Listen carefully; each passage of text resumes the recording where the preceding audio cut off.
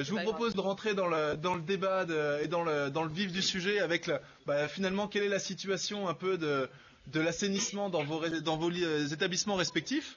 On va profiter du fait de voir Ilias à petit peu près correctement. Est-ce que tu peux peut-être nous présenter avec la classe du coup la situation de l'accès à l'eau, comment est-ce que cette eau est utilisée et comment est-ce qu'elle est retraitée? Oui, en fait, la bonne fontaine est accordée à l'Office national de l'eau. Et D'accord. cette eau est utilisée essentiellement pour la consommation des élèves. Et il faut rappeler qu'il n'y a pas de système de traitement d'eau usée au niveau des lycées provinciaux. Dans ce cas, où sont déversées les eaux usées? En fait, l'eau usée, il y a juste devant la bonne fontaine un petit chemin que l'eau s'est créée elle-même. Donc si je résume un petit peu la situation, vous avez une borne fontaine qui permet d'avoir un accès à l'eau pour tous les élèves et qui est également utilisée pour la cantine. Vous avez une pompe en parallèle mais qui est malheureusement pas utilisée. Et enfin, vous n'avez pas forcément de système de traitement des eaux usées spécifique. L'eau fait son propre chemin sur la terre Onga. Tout à fait. Merci Merci Ilias. Est-ce que le lycée de Châtillon veut continuer avec comment ça se passe? Une petite description de comment ça se passe à Châtillon? L'eau du lycée est vendue par Veolia, qui est un leader mondial du marché de l'eau. L'eau est vendue à 3 euros le mètre carré. Cube. La consommation annuelle de la baratte de 2011 à 2012 s'est élevée à 3400 mètres cubes, qui a été utilisée pour l'internat, qui a environ 130 internes, les cuisines, les bâtiments, l'exploitation agricole, le CFCPA et le centre équestre. Le lycée compte 17 compteurs. Les relevés sont effectués 2 fois par an pour permettre un suivi de la consommation d'eau et pour permettre de vérifier s'il y a des fuites d'eau. Pour économiser l'eau, la baratte utilise des robinets à poussoir, un récupérateur d'eau pluviale utilisé pour nettoyer le matériel de la ferme. L'eau à la baratte est collectée par un réseau relié à la station d'épuration près de Châtillon-sur-Seine. L'eau est rejetée dans la Seine. Merci de votre écoute. Donc, nous avons peu étudié le système d'épuration.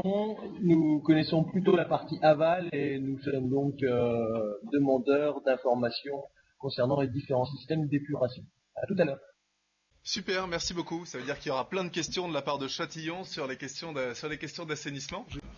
On va continuer avec le lycée de Mirecourt, sachant que le lycée de Mirecourt a travaillé, il y a une ferme qui est rattachée à leur établissement, et donc tout le travail qu'ils vont vous présenter et justement tous les processus de traitement des eaux usées et d'usage de l'eau de cette ferme en particulier. Quels sont les différents usages de l'eau à la ferme? Il y a le lavement du matériel, il y a la salle de traite, le caillebotis aussi. Tu peux détailler ce que c'est que le caillebotis? Les gars, aidez-moi. Si t'as une idée. Donc le caillebotis, en fait, c'est là où sont les animaux. Et quand ils font des déjections, ça tombe en dessous, en fait. Et donc l'eau sert à nettoyer tout ce qui est en dessous. Les prélèvements d'eau, ils viennent d'où? Donc l'eau vient d'un forage donc, de 35 mètres avec une réserve de 16 mètres cubes. Donc l'eau est acheminée, en fait elle descend à la ferme parce que le puits est en amont, il est en altitude. L'eau descend à 1,5 bar de pression et elle arrive dans un surpresseur qui la renvoie à 6,5 bars, donc dans les auges, qui sont pour certaines en altitude.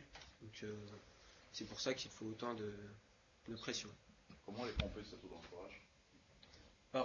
Grâce à une pompe. Alimentée comment? Solaire. Donc la pompe est alimentée par l'énergie solaire. Merci. On a un bel exemple de ferme qui du coup essaye d'utiliser entre l'énergie solaire, les différentes techniques d'assainissement, le filtre à sable. Je pense que je ne sais pas si Châtillon utilise les mêmes procédés dans sa ferme. Ça serait intéressant de voir par la suite s'il y a des points communs ou des différences entre ces deux lycées. On continue notre tour avec le lycée Louis Vincent. Bonjour, déjà. Voilà. Le lycée Louis Vincent est approvisionné en eau potable par la ville de Metz. Celle-ci engage des sociétés pour traiter les eaux usées telles que Aganis, que nous avons visité, qui est en charge de Louis Vincent selon les unitaires. Alors, on a plusieurs usages de l'eau, ce qui va entraîner plusieurs origines des eaux usées. On a un externat qui va utiliser l'eau pour les sanitaires, pour les activités liées à la cantine et les expériences en laboratoire. Après, on va ajouter aussi la consommation d'eau pour les douches et les activités du quotidien que l'internat et les appartements de fonction vont utiliser. Aussi, à la cantine, on a des bacs à graisse qui vont servir à séparer l'eau de la graisse et par décantation. Et en fait, la graisse va être récupérée par Aganis pour son traitement. Alors, en laboratoire, l'eau contenant des produits chimiques est stockée dans des bidons de déchets dédiés et identifiés pour être ensuite récupérés et traités par la société Cedilop. Ces processus permettent de rejeter une eau plus propre dans les égouts et de diminuer la pollution de notre ville. Au niveau de l'eau qui contient des produits chimiques, est-ce que vous respectez bien cette règle? Parce que la tentation est forte des fois quand il y a une très très faible quantité de produits chimiques dans un gros volume d'eau, de se dire que bon, on va peut-être pas remplir le bidon. Vous êtes sérieux là-dessus? Il y a un vrai suivi? On peut répondre honnêtement, hein, on est entre nous. Parce que nous, on observe que lorsqu'il y a des liquides très concentrés en produits chimiques, en général, les élèves suivent bien la règle, mais dès qu'on est un peu dilué, on se dit, bon, ça passe dans les pertes et profits un peu. Hein, non, non, en fait, à chaque fois qu'on va faire des expériences, tout ça, tout va être vraiment rejeté dans les bidons pour éviter la pollution de l'eau, justement. D'accord, très bien. On continue notre tour avec Bagnoles. Aussi, c'est Veolia, le distributeur qui distribue l'eau au lycée. L'eau, elle est utilisée pour la cantine, les sanitaires et le ménage, donc les agents d'entretien et les sciences. Et pour les eaux grises, c'est les sanitaires, la cantine, donc on a aux deux lycées, donc Bloom et Vigan-Braquet, le restaurant pédagogique aussi. Les robinets qu'on a en salle de cours, sciences et arts plastiques, et aussi pour les agents d'entretien.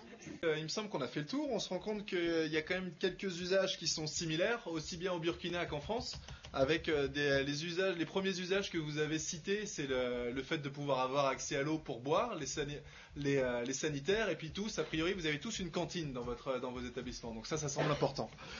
Différents types d'approvisionnement. On a cité des forages à différents moments. Il y en a d'ailleurs certains entre Bagnoles ou Yako qui ne sont pas utilisés. Peut-être qu'on pourra revenir sur Yako qui nous disent finalement pourquoi est-ce que cette borne fontaine, pourquoi ce forage n'est plus utilisé, et si Yako a éventuellement des questions aux autres établissements qui se sont présentés ici. Oui, pour le forage qui n'est pas fonctionnel, c'est qu'il est en panne. Et ça demande assez de moyens pour la réhabilitation. Et je pense que le lycée a engagé un processus pour bénéficier des fonds au niveau de la mairie pour ces réhabilitations, mais on attend de voir. Et est-ce qu'une borne fontaine suffit à alimenter en eau le lycée? Oui, vu le nombre d'élèves, je pense que souvent c'est insuffisant parce que une seule borne fontaine pour environ 1500 élèves, vous voyez un peu la difficulté. Je peux répondre à votre question sur réhabilitation. En effet, il y a plusieurs de problèmes qui peuvent arriver. D'abord, la réhabilitation, c'est un processus mécanique et il faut enlever le tuyau à l'intérieur. Si c'est plus que 50 mètres de profondeur, on peut pas faire ça manuellement, il faut une machine. Ça, c'est une chose. Enlever le tuyau de pompe. D'abord, on peut peut-être réparer le tuyau de pompe, peut-être la valve sur la base. Ça, c'est une chose. Peut-être ça résoudre le problème.